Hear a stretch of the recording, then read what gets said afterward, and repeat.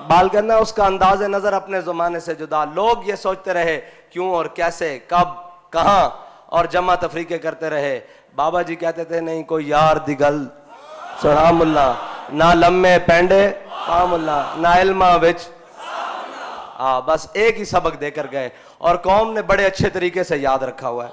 हजरत ख्वाजा शाह सुलेमान तौसवी के पास इसी तरह का मुनकर आया, जिस तरह के आज लगे फिरते हैं ना मुनकर, उनको समझ नहीं आती, बड़ी इतना काम हो चुका फिर भी पूछते हैं जी खत्म नबूवत और नामूस रिसालत क्या है, ये दीन क्या है जो आप कहते हैं कि तख्त पर लाएंगे, ये क्या है जनाब, ये दीन क्या है। उस्ताद फरमाया करते थे ये दीन वो है जो अबू बकर उमर को अपने पीछे चलाता है। ये किसी के पीछे नहीं चलता, इसके पीछे कोई चले तो फिर वो इज्जतें पा जाता है, और जो इसको कमर करे तो फिर ये दीन उसको जलील करके रख देता है। फिर ये उसको जलील करके रख देता है। ये दीन की खासियत है। हजरत ख्वाजा शाह सुलेमान तौसवी अपने मुरीदों के साथ बैठे हुए, आपके पास एक वो आज हमारे ज़माने में भी होता है ना, वो जिसने डुगडुगी पकड़ी होती है बंदर नचाने वाला, वो आपके पास आया मदारी, वो आपके पास आया, आपने फरमाया यार तमाशा तो दिखा।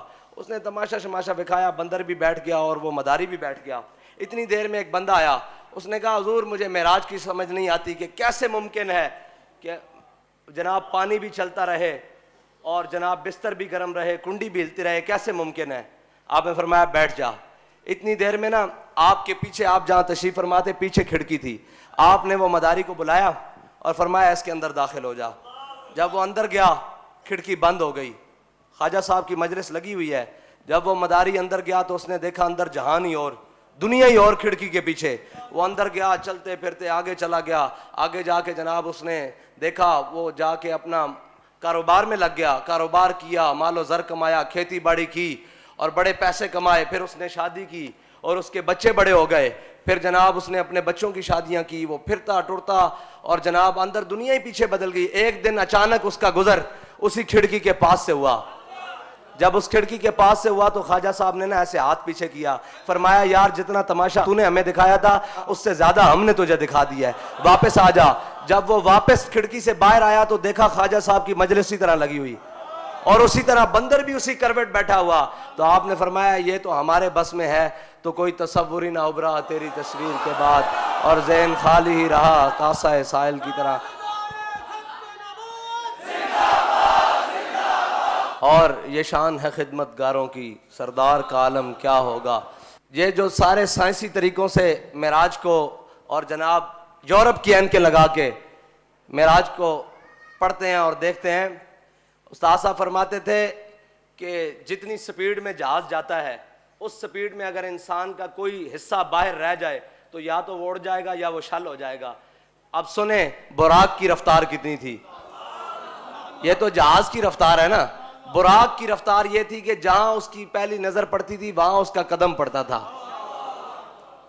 और ये बुराक की रफ्तार है, नबी की रफ्तार नहीं। वो मकाम आ गया सिदरतुल मुंतहा, नूर बशर के झगड़े वालों के लिए, जहां नूर बशर के झगड़े होते हैं। जी नूर क्या है, कसरे दना के राज में अकलें तो गुम है जैसी हैं, रूहे कुदस से पूछिए तुमने भी कुछ सुना के यूं। सिदरतुल मुंतहा पे जाके हजरत जिब्रील अमीन ने कहा या रसूलल्लाह बस इससे आगे नहीं। फरमाया जिब्रील तुम जहां कहते रहे मैं तुम्हारे साथ चलता रहा, तुमने जहां कहा मैं गया, अब ये क्या बात हुई कि आगे तुम मेरे साथ क्यों नहीं चलते। अर्ज करने लगे अगर यकसर मुए बरतर परम फरोगे तजल्ला बसोजत परम। कहा या रसूलल्लाह इस मकाम तक आज तक जिब्रील नहीं आया, अगर इस मकाम तक आया वो आपकी बरकत से आया है, लेकिन इससे आगे मकाम आपका है। अगर इससे आगे मकाम के लिए जिब्रील ने एक बाल बराबर भी आगे कदम बढ़ाया तो नूर है, नूर से खाक हो जाएगा। तो मेरे आका व मौला ने ऐसे नहीं फरमाया था या अबा बकर लम यारिफनी हकीकत गैर रब्बी, फरमाया अबू बकर मेरी हकीकत को मेरे रब के सिवा कोई नहीं जानता। और हाफिज मदुद्दीन साहब फरमाते हैं अर्श पे जाके जिब्रील अमी रुक गए, फरिश्ता चल नहीं सकता तेरी रफ्तार के साथ। और कहाँ चल सकता है। ये मेरे आका व मौला सल्लल्लाहु अलैहि वसल्लम की मुबारक मेराज का सफ़र है।